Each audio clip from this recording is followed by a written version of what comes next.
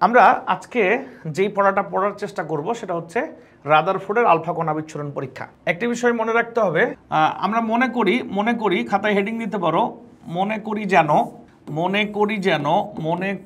যেন আমি একজন রাদারফোর্ড। খাতায় হেডিং দাও, মনে করি যেন আমি একজন রাদারফোর্ড। অর্থাৎ তোমরা নিশ্চয়ই রাদারফোর্ড মডেল 9-10 থেকে পড়ে আসছো, রাইট? তাহলে তোমরা যে 9-10 থেকে রাদারফোর্ড মডেল পড়ে আসছো, কিন্তু আমি জানি যে রাদারফোর্ড মডেল সম্পর্কে তোমরা সবাই খুব ভালো জানো, কিন্তু কতটুকু বোঝো এটা নিয়ে অবশ্যই ডাউট আছে আমার, ঠিক আছে? যারা বোঝো তারা তো ভালো, যারা বোঝো না আজকে ক্লাস করে দেখো রাদারফোর্ড মডেল কত চমৎকার একটা মডেল। আমরা তোমাদেরকে ঠিক রাদারফোর্ড যা যা চিন্তা করেছেন, যে পরীক্ষা করেছেন, এই পরীক্ষা তো তোমাদেরকে আমরা করাতে পারছি না, বা তোমরা নিজেরাও করতে পারবে না, কারণ বিজ্ঞানীদের পরীক্ষা তো আসলে তোমার আমার পক্ষে সচরাচর করা সম্ভব না, এটা অনেক আয়োজনের ব্যাপার রয়েছে। কিন্তু রাদারফোর্ড যে পরীক্ষাটা করেছে তার তো গল্প আমরা শুনতে পারি, তার তো কন্টেন্ট বা টেক্সট আমরা পড়তে পারি না? আচ্ছা, তো আমরা যেটা করব যে রাদারফোর্ড যে পরীক্ষা করেছে এই পরীক্ষা সম্পর্কে আমরা জানবো এবং রাদারফোর্ড কি পর্যবেক্ষণ পেয়েছেন সেটা আমরা বুঝবো। বোঝার পর আমরা নিজেদেরকে রাদারফোর্ডের জায়গায় বসিয়ে আমরা ওই পর্যবেক্ষণ দেখলে কি চিন্তা করতাম সেটা খেয়াল করব। খেয়াল করার পর যদি দেখি যে আমি যা ভাবতেছি পরমাণুর গঠন সম্পর্কে রাদারফোর্ড ঠিক তাই বলছেন, তাহলে আমরা বুঝবো যে আমরা রাদারফোর্ড মডেলটা বুঝতে পারছি। আর যদি এমন হয় যে আমি যা চিন্তা করছি তার সাথে রাদারফোর্ডের কথা কি হয় না, মিলে না, তাহলে বুঝতে হবে আমি রাদারফোর্ড মডেল বুঝি নাই, অথবা রাদারফোর্ড এমন কিছু বলেছে সেটা ভুল বলেছে। অবশ্যই তোমার মনে অবাক লাগতে পারে, বা তোমার শুনে অবাক লাগতে পারে, রাদারফোর্ড কি কখনো ভুল বলবে? হ্যাঁ, আসলেই একজন বিজ্ঞানী তো তোমার আমার থেকে আরও বেশি জানার কথা, দ্যাটস ওয়াই সে ভুল করার কথা না। কিন্তু মনে রাখবা, প্রত্যেকটা বিজ্ঞানীর তত্ত্বেও কিন্তু সীমাবদ্ধতা রয়েছে। আমরা চেষ্টা করব সব কিছু প্রপারলি এমনভাবে জেনে নেওয়ার যাতে আমরা নিজেকে রাদারফোর্ডের জায়গায় বসিয়ে রাদারফোর্ড মডেলটা কল্পনা করতে পারি। ওকে, চলো আমরা আলোচনা করি। 9-10-এ আমাদের রাদারফোর্ড মডেল ছিল, কিন্তু আলফা কণা বিচ্ছুরণ পরীক্ষা নামে কোনো পড়া ছিল না। আমি আমার অফলাইনের স্টুডেন্টদেরকে এই টপিকটা পড়াই, যেটা আমাদের রাদারফোর্ড মডেল বুঝতে সাহায্য করে। কিন্তু ফাইনালি এটা 9-10 থেকে কারো পড়ে আসার কথা না, কিন্তু এই পরীক্ষাটা ইন্টারমিডিয়েট বইয়ে রয়েছে এবং এইটা পড়ে তুমি রাদারফোর্ড মডেল বুঝতে পারবে, আদারওয়াইজ তুমি রাদারফোর্ড মডেল বুঝতে পারবে না। তো চলো আমরা কিছু জিনিসপত্র এখান থেকে জেনে নিই। এখানে রাদারফোর্ড বলতেছে, ইলেকট্রন আবিষ্কারের পর পরমাণুর গঠন সম্পর্কে বিভিন্ন বিজ্ঞানী বিভিন্ন অভিমত প্রকাশ করেন। এ সম্পর্কে নিশ্চিত প্রমাণ লাভের উদ্দেশ্যে বিজ্ঞানী রাদারফোর্ড 1911 খ্রিস্টাব্দে একটি পরীক্ষা করেন। একে রাদারফোর্ডের আলফা কণা বিচ্ছুরণ পরীক্ষা বলে। পরীক্ষার উপকরণ, আচ্ছা, রাদারফোর্ড যে পরমাণু নিয়ে পরীক্ষা করেন সেটা হচ্ছে পাতলা স্বর্ণের পাত, অর্থাৎ চাকতি আকৃতির গোল্ড প্লেট। এখানে একটা ছোট্ট প্রবলেম আছে, যার পুরুত্ব বা থিকনেস দেয়া আছে 0.304, অর্থাৎ 4 × 10⁻⁴ সেন্টিমিটার। এটা প্রত্যেক বোর্ড বইয়ে দেওয়া আছে, যুগ যুগ ধরে হাজারি স্যারের বই এটা দেওয়া ছিল, কিন্তু কেন জানি গত বছর হাজারি স্যারের বই যেটা পাওয়া গেছে সেইখানে এই 0. ভুল করে হোক আর ঠিক করে হোক 4.04 সেন্টিমিটার দিয়েছে। এটা অন্য কোনো বই দেয় নাই, এবং হাজারি স্যারের আগের বছরের বইগুলোতে কিন্তু এটাই দেওয়া ছিল। অতএব সাবধান, এখন পর্যন্ত সবাই এটাই বিলিভ করে, আর এটা আসলে খুবই খারাপ একটা ব্যাপার, কারণ রাদারফোর্ড তার প্রত্যেক বছর নতুন করে পরীক্ষা করেন না। রাদারফোর্ড একবারই পরীক্ষা করেছেন, তার পুরুত্ব কত ছিল এটা তো আমরা আগের থেকেই জানি, কিন্তু বই কেন তথ্য চেঞ্জ করলো তার কোনো ব্যাখ্যা দেয় নেই। সম্ভবত এটা ইচ্ছাকৃত হোক বা অনিচ্ছাকৃত হোক, ভুল হতে পারে। আর এটা একটা তথ্য, এটা কোনো লজিক নাই যে আসলে এটা হওয়া উচিত নাকি ওটা হওয়া উচিত। এটা আমরা জানি যে রাদারফোর্ড যেই গোল্ড প্লেটটা নিয়েছিলেন তার পুরুত্ব কত ছিল সেটা এটা জানতাম। এটা যে হতে পারে এটা কিন্তু আমরা মানে লজিক দিয়ে বোঝার কিছু নাই, বই যা থাকবে তাই তথ্য দিতে হবে। সো তোমরা প্রশ্ন করতে পারো আমরা কোনটা দিব, আসলে এখন পর্যন্ত সব টিচাররাও এটাই জানে। সো এটাই মনে রাখো, যদি পরবর্তীতে দেখা যায় অন্যান্য বইগুলো তথ্য চেঞ্জ করছে তখন হয়তো বা তুমি তথ্য চেঞ্জ করতে পারো। ওকে, রাদারফোর্ডের আলফা কণা বিচ্ছুরণ পরীক্ষাটা কি? আসলে বিচ্ছুরণ পরীক্ষা মানে চাকতি আকৃতির যে গোল্ড প্লেট থাকবে, অর্থাৎ রাদারফোর্ড যে পরমাণুটা নিয়ে পরীক্ষা করছেন সেটি গোল্ড প্লেট, সেটি একটি চাকতি আকৃতির গোল্ড প্লেট, থালার মতো, প্লেটের মতো। এই গোল্ড প্লেটের উপর প্রচণ্ড বেগে আলফা কণাগুলো ছুঁড়ে মারা হবে। এই প্রচণ্ড বেগে আলফা কণা ছুঁড়ে মারা, এটার নামই হচ্ছে আলফা কণা বিচ্ছুরণ পরীক্ষা। যে চাকতি আকৃতির স্বর্ণপাত যার ওপর প্রচণ্ড বেগে আলফা কণাকে ছুঁড়ে মারা, এটাই হচ্ছে কি আলফা কণা বিচ্ছুরণ পরীক্ষা। এখন তোমাদের মনে অনেক কোশ্চিন থাকতে পারে, সেই কোশ্চিনগুলোর উত্তর আমি দেওয়ার চেষ্টা করছি। তো এই হচ্ছে আলফা কণা বিচ্ছুরণ পরীক্ষা। এই পরীক্ষা নিয়ে আরও অনেক কথাবার্তা আছে। রাদারফোর্ড এই পরীক্ষার জন্য, রাদারফোর্ড এই আলফা কণা বিচ্ছুরণ পরীক্ষার জন্য জিঙ্ক সালফাইড পর্দা বা প্রলেপ ব্যবহার করেন।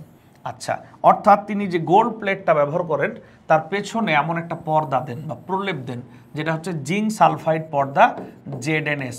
আচ্ছা, প্রশ্ন হচ্ছে রাদারফোর্ড আলফা কণা ছুঁড়ে মারতেছে, তো তার পেছনে কেন জিঙ্ক সালফাইড পর্দা দেওয়া উচিত বা দিতে হবে? খেয়াল রাখতে হবে, এই যে জিঙ্ক সালফাইড পর্দা বা প্রলেপ, এই জিঙ্ক সালফাইড পর্দা বা প্রলেপ আমরা নিশ্চয়ই 9-10-এ যখন ফিজিক্স পড়ি তখন আলফা বিটা গামা রশ্মি পড়েছি। ওইখানে নিশ্চয়ই মনে আছে তোমাদের, আলফা বিটা গামা রশ্মি পড়ানোর সময় দেখবা ওই ফিজিক্সের 9-10 ফিজিক্সের যেখানে আলফা রশ্মির বর্ণনা দেওয়া আছে ওখানে একদম লাস্ট পয়েন্টে বলে দেওয়া আছে আলফা কণা জিঙ্ক সালফাইড দ্রবণে প্রতিপ্রভা সৃষ্টি করে। অর্থাৎ আলফা কণা খালি চোখে দেখা যায় না। আমরা যে গোল্ড প্লেটের উপর আলফা কণা ছুঁড়ে মারবো, এই আলফা কণাটা এই স্বর্ণপাতটাকে ভেদ করে গেল নাকি গেল না, নাকি বেঁকে গেল, নাকি ফিরে আসলো, এটা কিন্তু আমরা খালি চোখে দেখতে পাবো না। তাহলে কি করতে হবে? যদি আমরা এর পেছনে একটা জিঙ্ক সালফাইড পর্দা বা প্রলেপ ব্যবহার করি, তখন আলফা কণা ছুঁড়ে মারার সময় আলফা কণা কোন দিকে গেল তা কিন্তু বোঝা যাবে। অর্থাৎ আলফা কণাটা আলোকিত হবে, যেটাকেই বলা হয় যে আলফা কণা খালি চোখে দেখা যায় না, কিন্তু জিঙ্ক সালফাইড দ্রবণে আলফা কণা প্রতিপ্রভা সৃষ্টি করে। অর্থাৎ যে আলফা কণা খালি চোখে দেখতে পেতাম না, যদি আমরা গোল্ড প্লেটের পেছনে জিঙ্ক সালফাইড পর্দা ব্যবহার করি, তাহলে ওই আলফা কণাটা খালি চোখে আমরা কি দেখতে পারবো। নিশ্চয়ই সবাই বুঝতে পারছো। তাহলে একটা কোশ্চিন নোট করে নিতে পারো একটা, যে জিঙ্ক সালফাইড পর্দা বা রাদারফোর্ড তার পরীক্ষায় জিঙ্ক সালফাইড পর্দা বা প্রলেপ ব্যবহার করে কেন, ব্যাখ্যা করো। তখন তার উত্তর হবে কি, আলফা কণা খালি চোখে দেখা যায় না। যখন আমরা আলফা কণা ছুঁড়ে মারি বা আলফা কণা বিচ্ছুরণ পরীক্ষা রাদারফোর্ড করে, তখন আলফা কণা ঠিক গোল্ড প্লেটকে ভেদ করে যেতে পারলো নাকি পারলো না, নাকি বেঁকে গেল, এই ব্যাপারটা বোঝার জন্যই গোল্ড প্লেটের পেছনে একটা পর্দা বা প্রলেপ রাদারফোর্ড ব্যবহার করেন, তার নাম হচ্ছে জিঙ্ক সালফাইড পর্দা। নিশ্চয়ই বুঝতে পারছো। তোমরা নিশ্চয়ই গতদিন আলফা কণা সম্পর্কে জেনেছো। আলফা কণা হচ্ছে একটা তেজস্ক্রিয় মৌল থেকে পাওয়া যায়। কারা তেজস্ক্রিয় মৌল? যে মৌলগুলোর পারমাণবিক সংখ্যা 82 এর ওপরে, যাদের পারমাণবিক সংখ্যা 82 এর ওপরে, তারা হচ্ছে রেডিও অ্যাক্টিভ মৌল বা তেজস্ক্রিয় মৌল। ওকে, আচ্ছা, তোমাদেরকে আরও একটু অ্যাডভান্স লেভেলের পড়াতে চাই। তেজস্ক্রিয় মৌলের তেজস্ক্রিয়তার মূল কারণ কি? কেন তেজস্ক্রিয় মৌলগুলো তেজস্ক্রিয় হয়? অর্থাৎ তেজস্ক্রিয়তার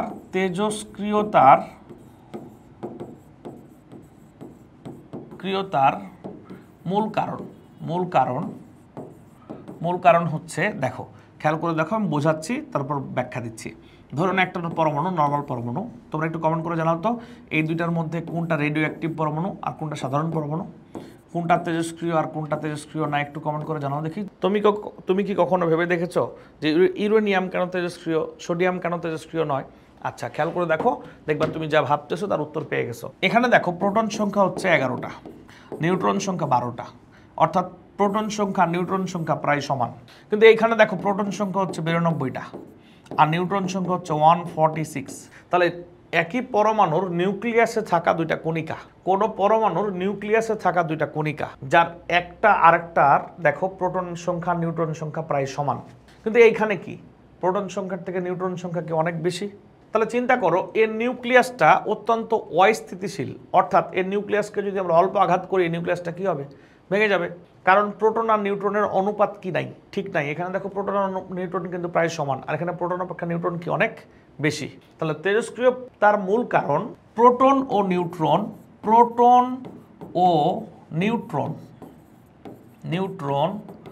এর উচ্চ অনুপাত।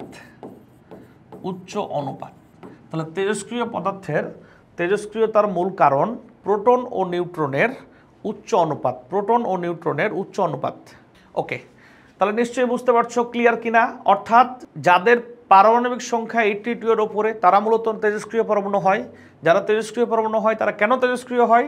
খেয়াল করো, কারণ তাদের প্রোটন অপেক্ষা নিউট্রন সংখ্যা অনেক বেশি। দেখো তোমরা 9-10 থেকে অনেক কিছু পড়ে আসছো, তোমাদের অনেক জ্ঞান রয়েছে, অনেক কিছু জানো, কিন্তু তোমাদের কনসেপ্ট কতটুকু ক্লিয়ার এটা কিন্তু সন্দেহ আছে।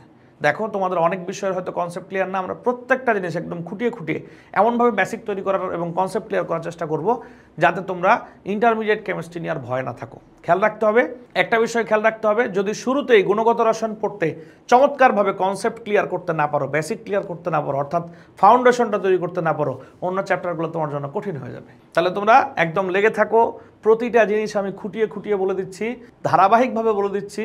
যাদের কাছে বোরিং লাগতেছে তারা খেয়াল করো, চেষ্টা করো পড়ার, দেখবে একটা সময় গিয়ে তুমি অনেক বেশি ফাউন্ডেশন তৈরি করে ফেলতে পারছো। আর না হলে এখন যদি খুঁটিয়ে না পড়ো, তাহলে অনেক গ্যাপ থেকে যাবে পড়ার মধ্যে।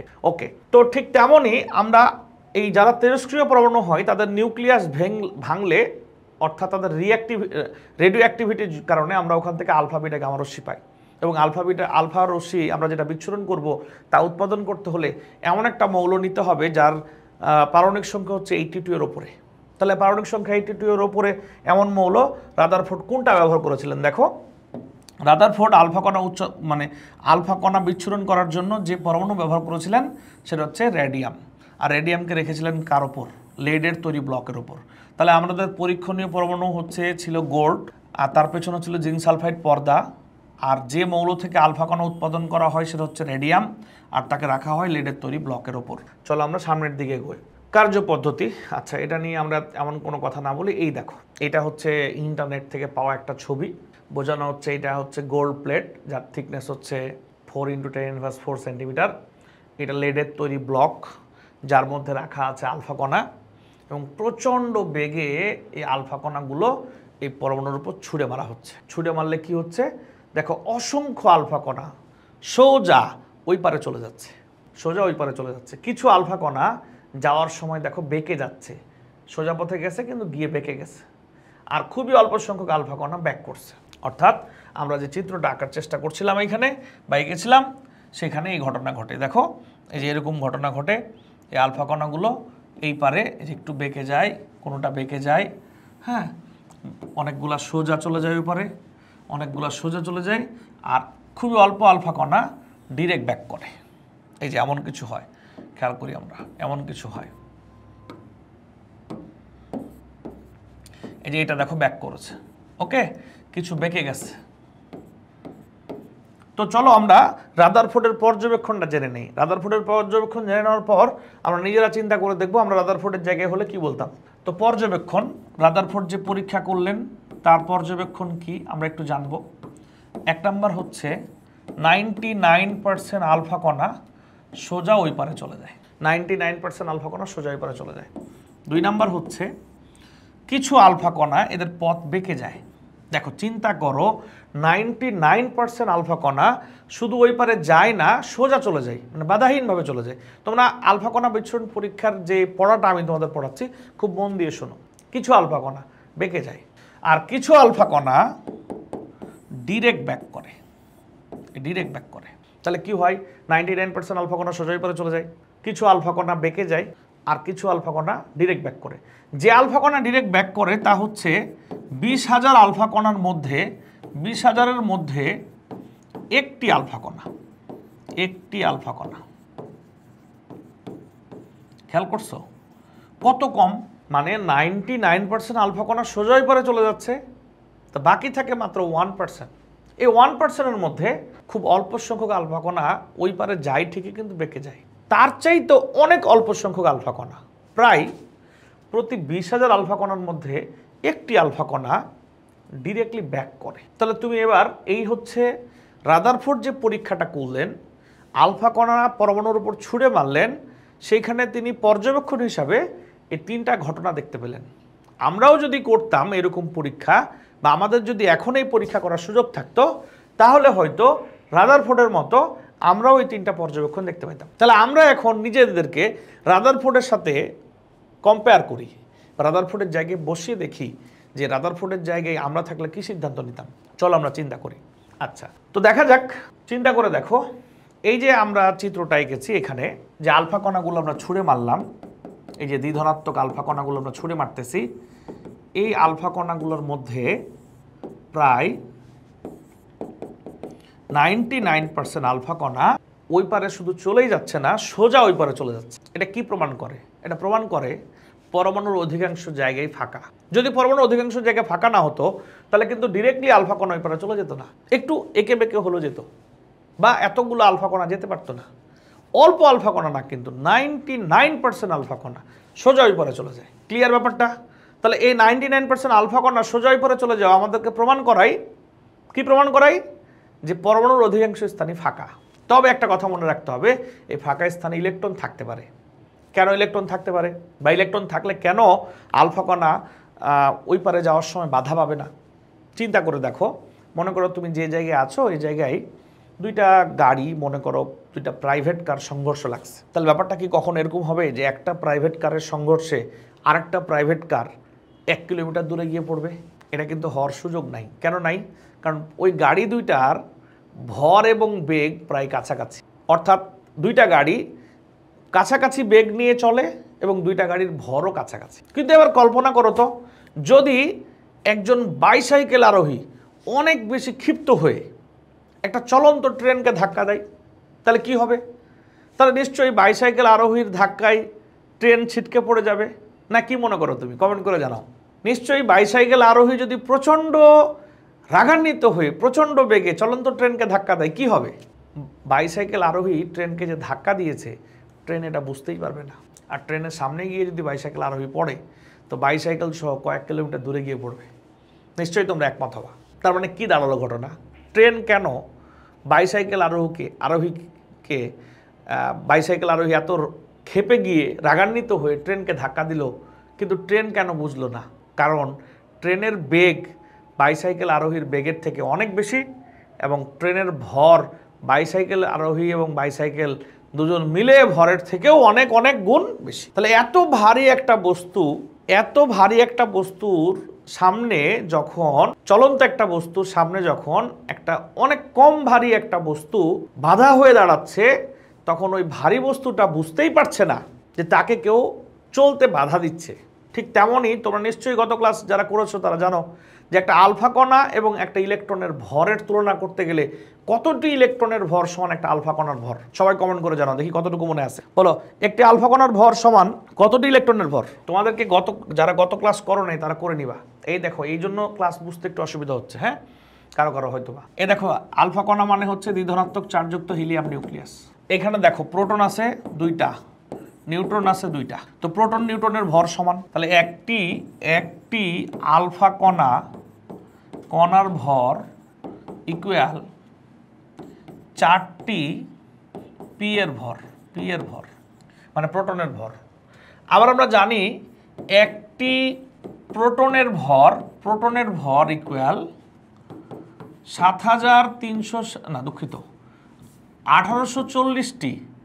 1840টি ইলেকট্রনের ভর। তাহলে একটি প্রোটনের ভর ইকুয়াল 1840টি কিসের ভর? ইলেকট্রনের ভর। আবার একটা আলফা কণা সমান 4টা প্রোটন। তাহলে একটি আলফা কণা ইকুয়াল 7360টি কিসের ভর? ই এর ভর মানে ইলেকট্রনের ভর। তার মানে তোমরা কি জানলা যে 7360টা ইলেকট্রনকে একত্রিত করলে তার যা ভর হবে একটা আলফা কণার ভর তার সমান হবে। তাহলে বলো তো, যে 99% আলফা কণা স্বর্ণপাতকে ভেদ করে চলে যাচ্ছে, এই স্বর্ণপাতের ভেদ করার সময় যদি আলফা কণার সামনে গিয়ে ইলেকট্রন বাধা সৃষ্টি করার চেষ্টা করে, তাহলে এই ধাক্কাটা কার মতো হবে? ওই ট্রেন আর বাইসাইকেলের মতো হবে না? অর্থাৎ ইলেকট্রনের ন্যায় এত হালকা একটা বস্তু আলফা কণার মতো প্রচণ্ড গতিসম্পন্ন এবং ভারী বস্তুকে আঘাত করার সময় কি হবে? আলফা কণার কি গতিপথের পরিবর্তন করতে পারবে? ইলেকট্রন কখনোই পারবে না। তাহলে আমরা এখান থেকে কি জানলাম? পরমাণুর অধিকাংশ স্থানই ফাঁকা, তবে এই ফাঁকা স্থানে কি থাকতে পারে? ইলেকট্রন থাকতে পারে। ওকে, ক্লিয়ার কিনা আমাকে জানাও। এবার দেখো, আমরা প্রথম পয়েন্টটা বুঝলাম যে 99% আলফা কণা সোজা ওই পারে চলে যাওয়ার অর্থ হচ্ছে পরমাণুর অধিকাংশ স্থানই ফাঁকা, তবে ফাঁকা জায়গাগুলোতে ইলেকট্রন থাকতে পারে। কেন থাকতে পারে?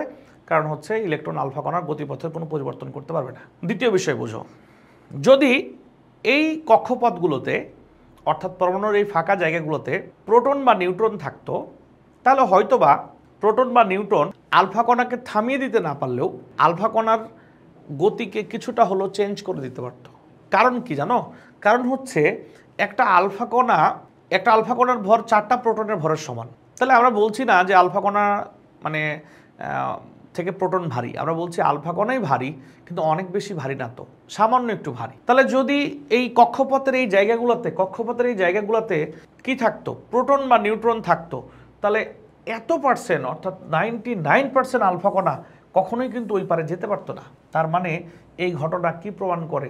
যে কক্ষপথের মধ্যে অর্থাৎ নিউক্লিয়াসের বাইরের যে জায়গাগুলা, এই জায়গাগুলোতে কখনোই প্রোটন এবং নিউট্রন অবস্থান করে না। যদি করতো তাহলে 99% আলফা কণা ওই পারে যাইতে পারতো না। এবং এখান থেকে বোঝা যায় যে পরমাণুর যেহেতু ইলেকট্রনের ভরটাকে পরমাণুর ভর কাউন্ট করা হয় না, প্রোটন আর নিউট্রনের ভরকে পরমাণুর ভর কাউন্ট করা হয়, তার মানে বুঝতে হবে যে পরমাণুর সমস্ত ভর ছোট্ট একটা জায়গার মধ্যে লুকিয়ে আছে, যে জায়গাটা এই 99% যে আলফা কণা চলে গেছে এদের মধ্যে না। অর্থাৎ খুবই ক্ষুদ্র 99% আলফা কণা এই প্রোটন নিউট্রনের সাথে দেখা করে নাই সংঘর্ষে লিপ্ত হওয়ার সময়। যদি প্রোটন নিউট্রনের সাথে দেখা হইতো তাহলে 99% আলফা কণা ওই পারে যেতে পারতো না। তার মানে এখান থেকে প্রমাণ পাওয়া যায় পরমাণুর সমস্ত ভর খুবই ছোট্ট একটা জায়গার মধ্যে থাকে। চলে যাই আমরা, এবং ওই ছোট্ট একটা বস্তুর নামই রাদারফোর্ড দেন কি নিউক্লিয়াস, যে পরমাণুর একটা কেন্দ্র আছে যার নাম নিউক্লিয়াস। পরমাণুর সমস্ত ভর এই ক্ষুদ্র জায়গার মধ্যে কি থাকে, সে মতো থাকে। এবার আমরা পরবর্তী আলোচনায় যাই। পরবর্তী আলোচনা হচ্ছে যে যদি এমন হইতো, এই দেখো আলফা কণাগুলা, কিছু আলফা কণা যাওয়ার সময় বেঁকে যাচ্ছে, তো বেঁকে যাচ্ছে যে আলফা কণাগুলো, সেগুলো আসলে কারা বা সেগুলো কেন বেঁকে যাচ্ছে? যে আলফা কণা ডিরেক্টলি নিউক্লিয়াসকে আঘাত করে না কিন্তু নিউক্লিয়াসের খুব কাছ দিয়ে যায়, তারা বেঁকে যায়। কেন বেঁকে যায়? কারণ এই আলফা কণা এবং নিউক্লিয়াস এর পরস্পরের মধ্যে একটা বিকর্ষণ ঘটে। বিকর্ষণ ঘটে কাদের মধ্যে? অবশ্যই সমধর্মী চার্জের মধ্যে। রাদারফোর্ড কিন্তু আগে থেকেই জানতেন আলফা কণা পজিটিভ চার্জযুক্ত, এবং যেহেতু আলফা কণাকে পরমাণুর ভেতরে থাকা ওই বস্তুটা বিকর্ষণ করতেছে, তার মানে রাদারফোর্ড তখন বুঝে যান যে পরমাণুর ভেতরে থাকা ওই বস্তুটার চার্জ আলফা কণার চার্জের মতোই, অর্থাৎ সমধর্মী চার্জ। সমধর্মী চার্জ ছাড়া পরস্পরকে কখনো কি করে না, বিকর্ষণ করে না। তাহলে কি দাঁড়াচ্ছে ঘটনা? যে আলফা কণাগুলো বেঁকে যাচ্ছে, আলফা কণাগুলো বেঁকে যাচ্ছে কেন? এই নিউক্লিয়াস তাকে বিকর্ষণ করছে এই জন্য। তাহলে আলফা কণার চার্জ যা, নিউক্লিয়াসের চার্জ কি তাই। আমরা তোমাদেরকে গত ক্লাসে বলেছিলাম যে রাদারফোর্ড 1911 সালেই বুঝতে পারেন নিউক্লিয়াসের চার্জ পজিটিভ, কিন্তু তিনি বলতে পারেন না নিউক্লিয়াসের চার্জ কেন পজিটিভ। এটা তিনি বলেন পরবর্তীতে যখন প্রোটন আবিষ্কার হয়। নিশ্চয়ই প্রমাণ পাইছো। এবার চলে যাই আমরা পরবর্তী আলোচনায়। কি আলোচনা? স্যার আলফা কণা সোজা ওই পারে গেল, এটাও বুঝলাম যে অধিকাংশ জায়গায় ফাঁকা জায়গায় ইলেকট্রন থাকতে পারে, ইলেকট্রন গতিপথের পরিবর্তন করতে পারবে না। আবার এটাও বুঝলাম আলফা কণা বেঁকে যায় কেন? কারণ আলফা কণাকে নিউক্লিয়াস বিকর্ষণ করে। আলফা কণা যে চার্জের, নিউক্লিয়াস ওই চার্জের। তাহলে এবার আপনি বলেন যে আলফা কণা কেন ডিরেক্টলি ব্যাক করে, এর কারণ কি? তাহলে আলফা কণা ডিরেক্টলি ব্যাক করার কারণ কি? চিন্তা করো। দেখো কোন একটা ভারী বস্তু, না এই ধরো এই পেন, আমার হাতে একটা পেন আছে, আমি প্রচণ্ড বেগে এখানে ছুঁড়ে মারলাম, নিশ্চয়ই এই পেনটা আমার এই ডিজিটাল বোর্ডটাকে ভেদ করে যেতে পারবে না। যদি বন্দুক দিয়ে গুলি করতাম, গুলি করতাম, তাহলে হয়তো বা ভেদ করে চলে যেত। কেন যেত? কারণ বন্দুকের গুলিটা যতটুকু জায়গায় আঘাত করত ওইটুকুর ভর এর চাইতে বন্দুকের গুলির ভর বেশি হতে হবে এবং প্রচণ্ড বেগে বন্দুক দিয়ে গুলি করতে হবে। কিন্তু এই কলমটা যাবে না, কারণ কলমটা হালকা। কলমটা কি? হালকা। যদি না যায় এখানে, তাহলে দেখবা এই বোর্ডের এখানেই পড়ে থেকে যাবে। কিন্তু এখানে রাদারফোর্ডের যে আলফা কণা যেটা ব্যাক করছে, তার আচরণটা এমন ছিল না। তার আচরণ কেমন ছিল বলতো? সে নিউক্লিয়াসকে গিয়ে আঘাত করছে, তাহলে যেহেতু নিউক্লিয়াস অত্যন্ত ভারী, ওখানে গোল্ডেন নিউক্লিয়াস ছিল, এই যে গোল্ডেন নিউক্লিয়াস ছিল। চিন্তা করো গোল্ডের প্রোটন সংখ্যা কত? 79। তাহলে নিউট্রন সংখ্যা কত হবে? 79-এর থেকে অনেক বেশি। তাহলে এই দুইটা যোগ করলেই তো হয়ে যায় 158 প্লাস 158 প্লাস। তাহলে একটা গোল্ডেন নিউক্লিয়াসে প্রোটন থাকে 79টা, নিউট্রন নিশ্চয়ই 79 থেকেও বেশি থাকে। তাহলে 160টারও বেশি সংখ্যক প্রোটনের ভরের সমান গোল্ডেন নিউক্লিয়াসের ভর, যেখানে আলফা কণার ভর 4টা প্রোটনের সমান, আর গোল্ডেন নিউক্লিয়াসের ভর 160-র ওপরে। তাহলে অবশ্যই কে ভারী? গোল্ডেন নিউক্লিয়াস আলফা কণার তুলনায় অনেক গুণ ভারী। তো গোল্ডেন নিউক্লিয়াসের মতো ভারী একটা বস্তুকে যখন আলফা কণা গিয়ে আঘাত করে, নিশ্চয়ই আলফা কণার সাধ্য নাই গোল্ডেন নিউক্লিয়াসকে ভেদ করে ওপরে চলে যাবে। তো ভেদ করতে পারলো না কেন? কারণ আলফা কণার থেকে গোল্ডেন নিউক্লিয়াসের ভর বেশি। ভালো কথা, বুঝলাম। কিন্তু ব্যাক করলো কেন? ভেদ করলো না, ঠিক আছে, ব্যাক করলো কেন? ব্যাক করার কারণ হচ্ছে বিকর্ষণ। অর্থাৎ এখানে যে বস্তুটা আছে, এই বস্তুটা আলফা কণাকে কি করতেছে? বিকর্ষণ করতেছে। তাহলে চিন্তা করো কখন বিকর্ষণ ঘটে? যখন দুইটা বস্তু সমচার্জধর্মী হয়, অর্থাৎ দুইটা বস্তুর চার্জের প্রকৃতি যখন একই হয়। তাহলে আলফা কণা যেহেতু পজিটিভ চার্জযুক্ত, গোল্ডের নিউক্লিয়াস নিশ্চয়ই পজিটিভ চার্জযুক্ত হবে। রাদারফোর্ড আবারও প্রমাণ পেলেন যে আলফা কণার চার্জ যেমন গোল্ডের নিউক্লিয়াসের চার্জও তেমন, অর্থাৎ সমধর্মী চার্জ পরস্পরকে কি করে, বিকর্ষণ করে। আর দ্যাটস ওয়াই রাদারফোর্ড 1911 সালে একদম নিশ্চিত হয়ে যান যে নিউক্লিয়াসের ভর পজিটিভ, কিন্তু তিনি 1911 সালে বলতে পারেন না নিউক্লিয়াসের ভর কেন পজিটিভ, সেটা তিনি ব্যাখ্যা করেন, বাট পরবর্তীতে করেন। ওকে, তোমরা এই 3টা পর্যবেক্ষণ আমি যা বললাম তার সাথে একমত কিনা বা ক্লিয়ার কিনা আমাকে একটু জানো। আমরা এবার চলে যাই পরবর্তী আলোচনায়। এই যে দেখো এই চিত্রটা এখানে আবার দেখানো হচ্ছে, পর্যবেক্ষণ যেটা আমরা তোমাদেরকে পড়ালাম।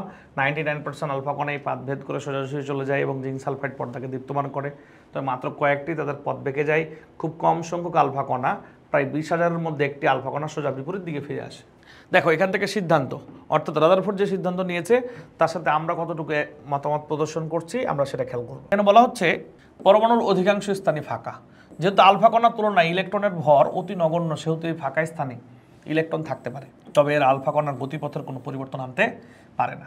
কোনো গতিশীল বস্তু তখনই বিপরীত দিকে ফিরে আসে যখন তার সোজাসুজি এর অপেক্ষা কোনো বহু ভারী কিছুর সাথে সংঘর্ষে পতিত হয় বা তা দ্বারা কি হয়, বিকর্ষিত হয়। অর্থাৎ পরমাণুর কেন্দ্রে পরমাণুর সমগ্র ভর অতি ক্ষুদ্র স্থান দখল করে আছে। এই দেখো খেয়াল করো, আমরা প্রথম পয়েন্ট তো নিশ্চয়ই বুঝে গেছি যে পরমাণু অধিকাংশ স্থানই ফাঁকা এবং ফাঁকা স্থানে কি থাকতে পারে, ইলেকট্রন থাকতে পারে। যেহেতু আলফা কণার ভর ইলেকট্রনের তুলনায় অতি নগণ্য, তাই ফাঁকা স্থানে ইলেকট্রন মানে আলফা কণার গতিপথের পরিবর্তন করতে পারবে না। দ্বিতীয় পয়েন্টটা বলছে কোনো গতিশীল বস্তু তখনই বিপরীত দিকে ফিরে আসে যখন তার সোজাসুজি এর অপেক্ষা ভারী কোনো কিছুর সাথে সংঘর্ষে কি হয়, পতিত হয় এবং তা দ্বারা কি হয়, বিকর্ষিত হয়। যেমন নিউক্লিয়াসের যখন আলফা কণা ডিরেক্টলি কি হিট করতেছে, তখন নিউক্লিয়াস যেহেতু আলফা কণার থেকে অনেক ভারী তাই ডিরেক্টলি ব্যাক করতেছে এবং তা বিকর্ষণ করতেছে। অর্থাৎ পরমাণুর কেন্দ্রে সমগ্র ভর অতি ক্ষুদ্র স্থান দখল করে আছে। দ্বিতীয় পয়েন্টে আমরা যেহেতু আলফা কণার সমূহ ধনাত্মক, সেহেতু পরমাণুর কেন্দ্র ধনাত্মক চার্জযুক্ত হবে। নিশ্চয়ই আলফা কণা ধনাত্মক, পরমাণুর কেন্দ্র ধনাত্মক চার্জযুক্ত হবে। ভারী ও ধনাত্মক চার্জযুক্ত পরমাণুর এই কেন্দ্রকে কি নামকরণ করেন, নিউক্লিয়াস। ওকে, বলছে এবার আলফা কণার, ওকে দেখো আলফা কণার গতিপথের পরিবর্তন হিসাব করে দেখেন যে পরমাণুর নিউক্লিয়াসে ধনাত্মক চার্জের পরিমাণ মৌলের পারমাণবিক সংখ্যার সমান। এটা পরবর্তীতে তিনি একটা গবেষণা করে দেখেন যে আলফা কণার পরিমাণ মানে পরমাণুতে নিউক্লিয়াসে ধনাত্মক চার্জ যে পরিমাণ থাকে এটাই হচ্ছে পারমাণবিক সংখ্যার সমান। আমরা নিশ্চয়ই 9-10 থেকে জানতাম যে পরমাণুর তুলনায় নিউক্লিয়াসের আকার ছোট, বাট আমরা জানতাম না কতটুকু ছোট। এখানে এটা বলে দেওয়া আছে কতটুকু ছোট, খেয়াল করো। পরমাণুর আকার মনে করো 10⁻8 সেন্টিমিটার, তার তুলনায় নিউক্লিয়াসের আকার 10⁻13 থেকে 12, মানে অনেক ছোট। অর্থাৎ ব্যাপারটা এরকম যে পরমাণুর আকার যদি হয় 10⁻8 সেন্টিমিটার, তাহলে নিউক্লিয়াসের আকার হবে 10⁻12 থেকে 10⁻13। অর্থাৎ ব্যাপারটা কি দাঁড়ায়, এই যে এখান থেকে এখানে 10⁴, আর যদি 10⁻8 থেকে 13 হয় 10⁵। 10⁴ মানে কত, 10,000। 10⁵ মানে কত, চিন্তা করো, 1 লক্ষ। ওকে, এই যে 100,000। তাহলে পরমাণুর আকারের তুলনায় নিউক্লিয়াসের আকার 10,000 থেকে 1 লক্ষ গুণ ছোট। পরমাণুর আকারের তুলনায় নিউক্লিয়াসের আকার 10,000 থেকে 1 লক্ষ গুণ ছোট। বলো ব্যাপারটা ক্লিয়ার কিনা। আমরা এবার কথা বলবো কিছু চমৎকার পয়েন্ট নিয়ে। তোমরা 9-10-এর বোর্ড বই এটা পড়ো নাই, হয়তো বা এমন একটা কিছু আমি তোমাদেরকে এখন পড়ানোর চেষ্টা করছি। তোমরা নিশ্চয়ই আমাদের লেকচার বুক পেয়েছো, তাই না? সবাই প্রিন্টেড লেকচার বুক পেয়েছো না? আমরা একটু এখান থেকে পড়ি, পরমাণু মডেল নিয়ে কথা বলি। এখানে যা লেখা আছে সবই 9-10-এ পড়েছো। সকল পরমাণু অতিশয় ক্ষুদ্র গোলাকৃতি কণা, এর দুটি অংশ রয়েছে, নিউক্লিয়াস আর কেন্দ্র বহির্ভূত অঞ্চল। দ্বিতীয় পয়েন্ট হচ্ছে পরমাণুর কেন্দ্রস্থলে অত্যন্ত ক্ষুদ্র পরিসরে ধনাত্মক চার্জযুক্ত একটি বস্তু কণা আছে, একে নিউক্লিয়াস বলে। এর আয়তন সমগ্র পরমাণুর আয়তনের তুলনায় অতিশয় কি ক্ষুদ্র। এবার হচ্ছে পরমাণুর প্রায় সবটুকু ভর নিউক্লিয়াসের পঞ্জীভূত থাকে, তাই মোটামুটি নিউক্লিয়াসের ভরই কি পারমাণবিক ভর। সৌরমণ্ডলে সূর্যের চারিদিকে আবর্তনীয় গ্রহসমূহের মতো পরমাণুসমূহতে নিউক্লিয়াসের চারিদিকে কক্ষপথে কতগুলো ঋণাত্মক কণিকা সর্বদা ঘূর্ণায়মান, এর নাম কি ইলেকট্রন। অর্থাৎ বলা হচ্ছে সৌরজগতে যেমন সূর্যকে কেন্দ্র করে গ্রহগুলো ঘুরে, তেমন নিউক্লিয়াসের চারিদিকে কক্ষপথে কতগুলো ঘূর্ণায়মান বস্তু রয়েছে যার নাম কি ইলেকট্রন। এরপর বলা হচ্ছে নিউক্লিয়াসে ধনাত্মক চার্জের সংখ্যা এবং কক্ষপথে পরিক্রমণশীল ঋণাত্মক চার্জযুক্ত ইলেকট্রনের সংখ্যা সমান। এই কারণে সামগ্রিকভাবে সকল পরমাণু বিদ্যুৎ নিরপেক্ষ। আচ্ছা, ব্যাপারটা কেমন? রাদারফোর্ড 1911 সালে জানতে পারে যে নিউক্লিয়াস হচ্ছে ধনাত্মক চার্জযুক্ত, এবং তিনি এটা জানতে পারেন কক্ষপথে ইলেকট্রন রয়েছে। তাহলে তিনি জানেন ধনাত্মক চার্জযুক্ত নিউক্লিয়াস, তিনি এটাও জানেন পরমাণুর মধ্যে ঋণাত্মক চার্জযুক্ত কণা ইলেকট্রন রয়েছে। আবার তিনি পরমাণু নিয়ে যখন পরীক্ষা করেন তখন তিনি দেখেন পরমাণুর কোনো চার্জ নেই। ভালো করে খেয়াল করো, নিউক্লিয়াসে ধনাত্মক চার্জ আছে, আবার তিনি জানেন যে কক্ষপথে ইলেকট্রন রয়েছে যার চার্জ ঋণাত্মক। আবার পরমাণু নিয়ে তিনি যখন পরীক্ষা করতেছেন তখন দেখতেছেন এর কোনো চার্জ নাই। তাহলে বাকি কি আর বুঝতে কি আর বাকি আছে যে ধনাত্মক চার্জযুক্ত প্রোটন এবং ঋণাত্মক চার্জযুক্ত ইলেকট্রনের সংখ্যা কি সমান? নিশ্চয়ই বুঝতে পারছো, তোমরা নিজেরাও বুঝতে পারো। ওকে, এইখানে একটা কথা তোমরা ভালো করে হয়তো বা 9-10-এ পড়ো নাই, কারণ 9-10-এর বইটা ডিরেক্টলি দেওয়া ছিল না। এই যে ঘূর্ণনরত ইলেকট্রন সমূহের উপর দু প্রকার বল কার্যকর, যথা নিউক্লিয়াস ও ইলেকট্রনের মধ্যে বিরাজিত কেন্দ্রমুখী স্থিরবৈদ্যুতিক আকর্ষণ বল এবং ঘূর্ণনের ফলে কেন্দ্রবিমুখী বল। এই দুই প্রকার বলের মান সমান এবং বিপরীতমুখী। খেয়াল করো, বোর্ডের দিকে তাকাও। এই দেখো নিউক্লিয়াস আর এই দেখো কক্ষপথ। তো আমরা খেয়াল করি এখানে যে ইলেকট্রন রয়েছে, আচ্ছা মনে করো এই ইলেকট্রন রয়েছে, এই ইলেকট্রন নেগেটিভ চার্জযুক্ত আর নিউক্লিয়াস পজিটিভ চার্জযুক্ত। তো পৃথিবীতে সকল নেগেটিভ চার্জযুক্ত বস্তু আর পজিটিভ চার্জযুক্ত বস্তুর মধ্যে একটা আকর্ষণ বল আছে। এই আকর্ষণ বলের নাম হচ্ছে স্থির বৈদ্যুতিক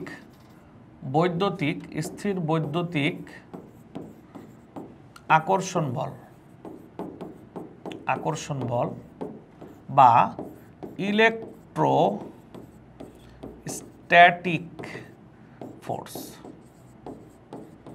এই তো দেখো, এই ঋণাত্মক চার্জযুক্ত ইলেকট্রন এবং ধনাত্মক চার্জযুক্ত নিউক্লিয়াস এর মধ্যে একটা আকর্ষণ বল আছে যার নাম হচ্ছে স্থির বৈদ্যুতিক আকর্ষণ বল বা ইংরেজি নাম হচ্ছে ইলেকট্রোস্ট্যাটিক ফোর্স। আর ইলেকট্রন যে ঘুরতেছে, এই ইলেকট্রন ঘোরার জন্য একটা বল লাভ করে, এই বলটার নাম হচ্ছে কেন্দ্র বহির্মুখী বল। এখন প্রশ্ন করতে পারো ইলেকট্রন ঘোরার জন্য কেন বল হবে? আমি বুঝলাম না হয় যে পজিটিভ আর নেগেটিভ পরস্পরকে আকর্ষণ করে, আর তার নামও দিলেন আপনি স্থির বৈদ্যুতিক আকর্ষণ বল, সবই বুঝলাম, কিন্তু ইলেকট্রন ঘোরার জন্য কেন বল লাভ করে? আচ্ছা, বাসায় সিলিং ফ্যান আছে না, ফ্যান বোঝো, পাখা তো ঘুরে না? তো যেই সিলিং ফ্যানগুলোর পাখাগুলো রয়েছে, এই পাখার মাথায় কোনো বস্তু বেঁধে দিলা, ধরো বা বস্তুতে সুতা বাঁধলা, সুতাটা কষ্টেপের সাথে লাগা দিলা, যে ফ্যান স্টার্ট করবা। ফ্যান স্টার্ট করার পর প্রথমত ফ্যানটা একটু আস্তে আস্তে ঘুরে, একটা সময় পর কিন্তু ফ্যানটা অনেক দ্রুত ঘুরে। যখন অনেক দ্রুত ঘোরা শুরু করবে ফ্যানটা, তখন তুমি খেয়াল করে দেখবা তোমার ওই বস্তুটা ফ্যানের পাখার সাথে আর টিকতে পারে নাই। তাহলে কি হয়েছে? ওই বস্তুটা ছিটকে পড়ে গেছে। প্রশ্ন, ওই বস্তুটা কোথায় ছিটকে পড়বে? ওই ফ্যানের কেন্দ্রের দিকে নাকি কেন্দ্র থেকে বাইরের দিকে? তাহলে এখন থেকে একদম স্পষ্ট করে বুঝে নাও, যদি না বুঝো তাহলে জেনে নাও, কোনো বস্তু যখন কোনো বিন্দুকে কেন্দ্র করে ঘুরে ঘোরার জন্য একটা বল লাভ করে এবং এই বলটা হয় কেন্দ্র বহির্মুখী। তাহলে ইলেকট্রন এর মধ্যে একটা আকর্ষণ বল রয়েছে, যে আকর্ষণ বলের নাম স্থির বৈদ্যুতিক আকর্ষণ বল, ইংরেজি নাম হচ্ছে ইলেকট্রোস্ট্যাটিক ফোর্স। আর ইলেকট্রন ঘুরে তার জন্য একটা বল লাভ করে, এই বল হচ্ছে কেন্দ্র বিমুখী বল। এই বিজ্ঞানী রাদারফোর্ড এই কথাটা স্পষ্ট করে বলে দিয়েছেন যে এই দুই প্রকার বলের মান, এই দেখো, এই দুই প্রকার বলের মান পরস্পর সমান ও বিপরীতমুখী। অর্থাৎ কেন্দ্রমুখী বল এবং কেন্দ্রবিমুখী বল, এই দুই প্রকার বলের মান পরস্পর সমান এবং কি বিপরীতমুখী। আর এই জন্য কি হয়? ইলেকট্রন তার জায়গাতে থাকে। আমার আরও কিছু প্রশ্ন আছে। এই দেখো, ইলেকট্রন এবং ইলেকট্রন নিউক্লিয়াসকে আকর্ষণ করতে পারে, নিউক্লিয়াস ইলেকট্রনকে আকর্ষণ করতে পারে, কিন্তু এর জন্য এটা কেন্দ্রমুখী হওয়া লাগবে কেন? কে উত্তর দিতে পারে? ধনাত্মক চার্জ ঋণাত্মক চার্জকে আকর্ষণ করে, ঋণাত্মক চার্জ ধনাত্মক চার্জকে আকর্ষণ করে, তো এটা কেন্দ্রমুখী হওয়া লাগবে কেন? কে বলতে পারে? হ্যাঁ দেখো, ধনাত্মক চার্জ এবং ঋণাত্মক চার্জ এদের মধ্যে কেন্দ্রমুখী আকর্ষণ বল, কারণ হচ্ছে নিউক্লিয়াস ভারী ইলেকট্রনের তুলনায়, আর নিউক্লিয়াস ভারী দেখেই ইলেকট্রনটা কি হয়? নিউক্লিয়াসের দিকে আকৃষ্ট হয়। নিউক্লিয়াস ভারী আর এই জন্য ইলেকট্রনটা কার দিকে আকৃষ্ট হয়? নিউক্লিয়াসের দিকে আকৃষ্ট হয়। ওকে, যদি এমন হতো যে ইলেকট্রন হালকা না নিউক্লিয়াস হালকা, তাহলে ইলেকট্রনের দিকে নিউক্লিয়াস চলে যেত। ওকে, আচ্ছা, এখন তোমাদেরকে আমি দুইটা ওপেন বুক কোশ্চেন দেই, এই ওপেন বুক কোশ্চেনগুলো আমি 9এও স্টুডেন্টদেরকে দেই। এই কোশ্চেন দুটার উত্তর যদি কেউ করতে পারো, ধরে নিব যে তোমরা আসলে এই পড়াটা খুবই ভালো বুঝছো। কোশ্চেন 1 খাতায় লিখে নাও, নিজে নিজে উত্তর করার চেষ্টা করবে। কোশ্চেন 1, ইলেকট্রন না ঘুরলে কি হতো? কি হতো? ইলেকট্রন না ঘুরলে কি হতো? ইলেকট্রন না ঘুরলে কি হতো? যদি ইলেকট্রন না ঘুরতো তাহলে কি হতো? দ্বিতীয় কোশ্চেন, একটা পারলে ও সারটা পারবা, ইলেকট্রন ঘুরে কেন?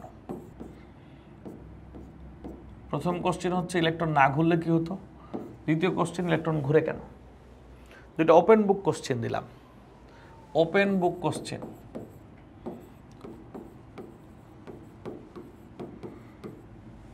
এই তো পারো নাকি কেউ বলতে?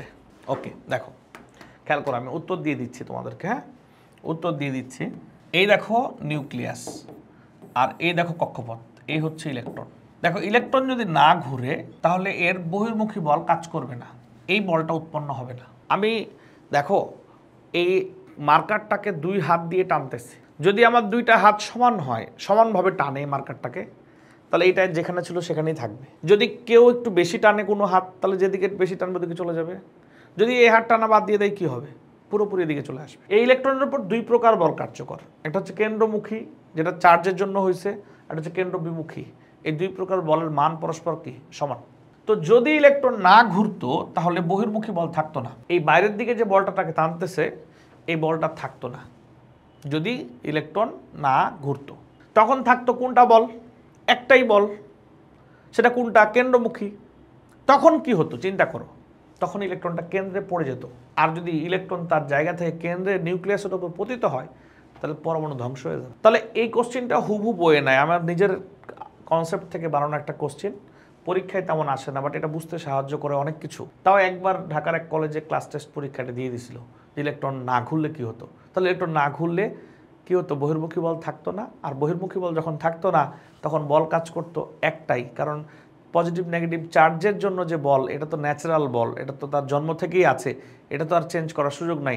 তখন ইলেকট্রনটা কেন্দ্রে পতিত হতো। বলো ক্লিয়ার কিনা? আমাকে সবাই জানো ক্লিয়ার কিনা? ওকে, ক্লিয়ার। তাহলে দ্বিতীয় কোশ্চেন, ইলেকট্রন ঘুরে কেন? আচ্ছা, ইলেকট্রন ঘুরে নিউক্লিয়াস যাতে তাকে আকর্ষণ করতে না পারে, বা দুঃখিত, মানে নিউক্লিয়াসের আকর্ষণ বলের কারণে সে যাতে কেন্দ্রে পড়ে না যায়। সে যদি না ঘুরে তাহলে তো সে কেন্দ্রে পড়ে যাবে, নিশ্চয়ই সে কেন্দ্রে পড়তে চাইবে না। ওয়াটারফল বা ঝর্ণা দেখছো কখনো? পাহাড়ের ওপর থেকে পানি পড়তেছে, প্রচণ্ড বেগে প্রবাহিত হয়, পাথর টাথর থাকে অনেকেই, আমরা অনেকেই ওয়াটারফল বা ঝর্ণায় ঘুরতে যাই। তো প্রচণ্ড বেগে যখন পানি প্রবাহিত হয় তখন মনে করো আমরা এই পাথরের এখানে দাঁড়াইছি কেন? যে প্রকৃতি উপভোগ করবো অথবা ছবি তুলবে জন্য। তো পাথরের ওপর যখন আমরা দাঁড়াবো তখন যে পানি প্রবাহিত হচ্ছে ওই পানিটাকে আমাকে ধাক্কা দিবে না? অবশ্যই ধাক্কা দিবে একটা বলে।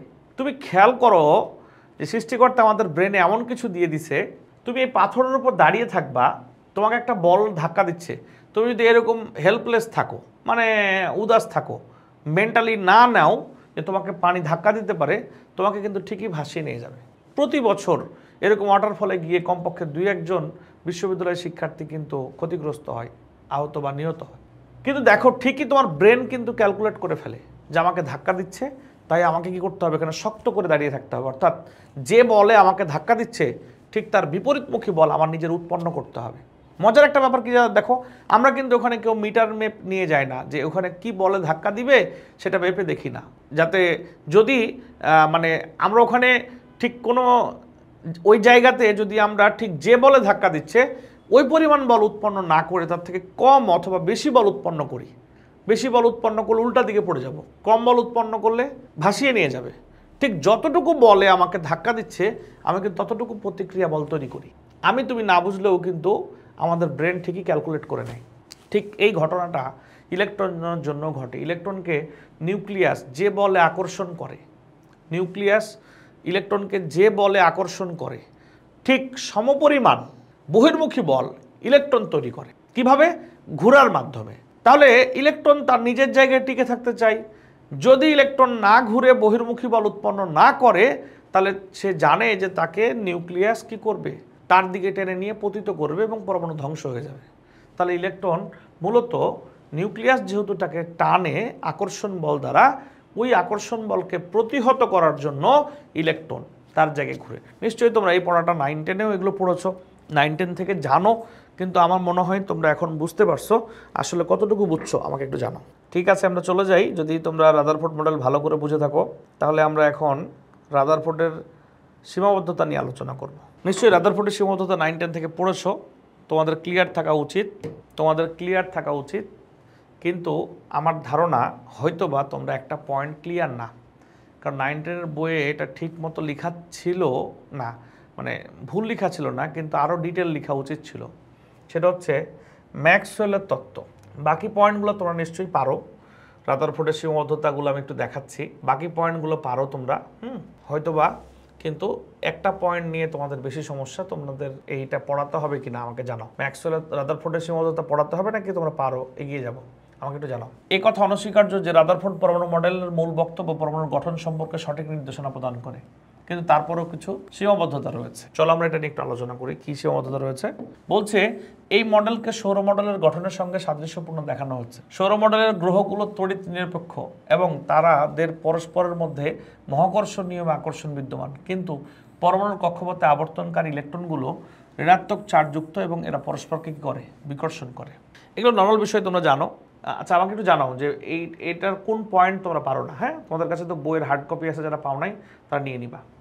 আচ্ছা, এখানে বলছে ম্যাক্সওয়েলের তত্ত্বানুসারে পরিক্রমণরত চার্জযুক্ত ইলেকট্রন কণার অবিচ্ছিন্নভাবে শক্তি বিকিরণ করার কথা। এভাবে শক্তি হারাতে থাকলে নিউক্লিয়াসের আকর্ষণে ইলেকট্রনের কক্ষপথ সর্পিল আকারে হ্রাস পেয়ে একসময় ইলেকট্রন নিউক্লিয়াসে পতিত হবে।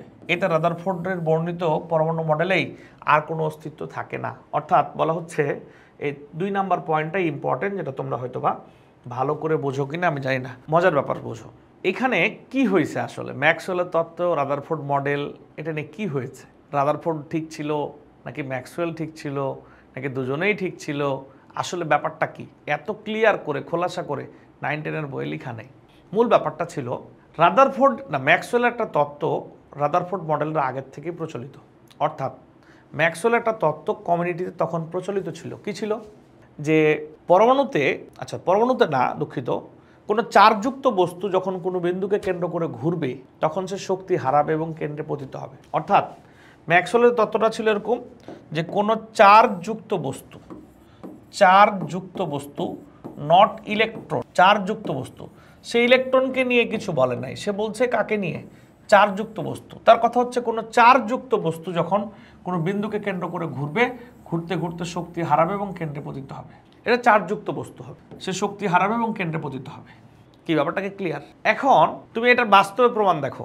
আমাদের বডিতে নিশ্চয়ই চার্জ আছে, কিছু সময়ের জন্য তুমি নিজেকে চার্জযুক্ত বস্তু কল্পনা করো, তুমি দেখবা তুমি যখন ঘুরবা পাকে পাকে, ছোটবেলায় হয়তো নিশ্চয়ই সবাই এরকম পাকে পাকে ঘুরতো, ঘুরতে ঘুরতে একটা সময় কিন্তু তুমি শক্তি হারায় ফেলবা, মাথা ঘুরাবে, পড়ে যাবা। মাথা ঘুরাই কখন? যখন ঘোরার শক্তি থাকে না তখন। খেয়াল করছো? তাহলে ম্যাক্সওয়েলের তত্ত্বটা একটা প্রমাণিত তত্ত্ব, ওই সময় প্রচলিত ছিল যে চার্জযুক্ত বস্তু হলেই সে ঘুরবে, যখন তখন তার শক্তি হারাবে, কেন্দ্রে পতিত হবে। আমরাও পাকে পাকে ঘুরলে, এমনি ঘুরলে কিন্তু কি হয়ে যায়, মাথা ঘুরাই এবং আমরাও কিন্তু কেন্দ্রে পতিত হই। এই তত্ত্ব নিশ্চয়ই ম্যাক্সওয়েল পরমাণুর জন্য দেয় নাই, ইলেকট্রনের জন্য দেয় নাই, এইটা তার একটা সাধারণ তত্ত্ব এবং একটা প্রমাণিত এবং সত্য তত্ত্ব। এখন সমালোচকদের কাজ কি? সমালোচনা করা। রাদারফোর্ড যখন পরমাণু মডেল আবিষ্কার করলো, তখন রাদারফোর্ড বলল যে ইলেকট্রন সমূহ নিউক্লিয়াসকে কেন্দ্র করে ঘুরবে, ইলেকট্রন সমূহ নিউক্লিয়াসকে কেন্দ্র করে কি ঘুরবে। তখন সমালোচক তারা বলল যে আচ্ছা, ইলেকট্রন তো ঋণাত্মক চার্জযুক্ত, রাদারফোর্ড তো বলতেছে ইলেকট্রন সমূহ নিউক্লিয়াসকে কেন্দ্র করে ঘুরবে, তাহলে বাস্তবতা কি? তাহলে বাস্তবতা কি এরকম যে ইলেকট্রন তাহলে ঘুরতে ঘুরতে ম্যাক্সওয়েলের তত্ত্ব অনুযায়ী শক্তি হারাবে এবং কেন্দ্রে পতিত হবে? তাহলে তো ম্যাক্সওয়েলের তত্ত্ব যেহেতু আমরা জানি আগের থেকে এটা ঠিক তত্ত্ব, সঠিক তত্ত্ব, তাহলে ইলেকট্রন ঘুরে তো শক্তি হারিয়ে কেন্দ্রে পতিত হবে। তাহলে ধুর, রাদারফোর্ড যে মডেল দিছে এই মডেল কি নাই, ঠিক নাই, অর্থাৎ এটা একটা অস্থায়ী মডেল। এটা কে বলল? ম্যাক্সওয়েল বলে নাই, কে বলছে? সমালোচকরা বলছে। যেহেতু ম্যাক্সওয়েলের তত্ত্বটা আগের থেকে প্রচলিত ছিল, তাই এই সম্পর্কে একটা মন্তব্য রাদারফোর্ডের আগের থেকে করা উচিত ছিল যে আসলেই ইলেকট্রনের জন্য ম্যাক্সওয়েলের তত্ত্ব কার্যকরী হবে নাকি হবে না। কিন্তু ম্যাক্সওয়েল এই তত্ত্বটার বা ম্যাক্সওয়েলের তত্ত্বটার সম্পর্কে রাদারফোর্ড কোনো আলোকপাত করেন নাই। অর্থাৎ রাদারফোর্ড বলেন নাই যে ইলেকট্রনের জন্য ম্যাক্সওয়েলের তত্ত্ব প্রযোজ্য হবে নাকি হবে না। এখন তিনি এটা বলেন নাই ইচ্ছা করে, নাকি তিনি এটা বলতে পারেন নাই, নাকি তিনি এটা বলার প্রয়োজন মনে করেন নাই, সেটা তো আমরা মানে কেউ জানে না। কিন্তু রাদারফোর্ড যদি জাস্ট বলে দিত যে ইলেকট্রনের জন্য ম্যাক্সওয়েলের তত্ত্ব কি না প্রযোজ্য না, ম্যাক্সওয়েলের তত্ত্ব অন্য কিছুর জন্য প্রযোজ্য, কারণ একটা তত্ত্ব তো সব বস্তুর জন্য প্রযোজ্য নাও হতে পারে, আর ইলেকট্রন তো সাধারণ চার্জযুক্ত বস্তুর মতো না। যেহেতু রাদারফোর্ড এটা নিয়ে কোনো কথা বলেন নাই, মানে মানবে এটাও বলেন নাই, মানবে না এটাও বলেন নাই, আর ম্যাক্সওয়েলের তত্ত্ব যেহেতু আগের থেকে প্রচলিত, তাই সমালোচকরা এটা নিয়ে কি করেন, সমালোচনা করেন। কিন্তু বাস্তবতা হচ্ছে ম্যাক্সওয়েলের তত্ত্বটা ইলেকট্রনের জন্য প্রযোজ্য নয়। এই ম্যাক্সওয়েলের তত্ত্বকে আমলে নিলে রাদারফোর্ড মডেলটি অস্থায়ী হয়ে যায়, বাট ম্যাক্সওয়েলের তত্ত্ব আমলে নেওয়া যাবে না। বলো ব্যাপারটা ক্লিয়ার কিনা? আমরা এবার চলে যাই পরবর্তী আলোচনায়। এখানে 3 নম্বর পয়েন্টে বলা হচ্ছে রাদারফোর্ড মডেলে শক্তি শোষণ এবং বিকিরণ সম্পর্কে কোনো মন্তব্য করা হয় নাই।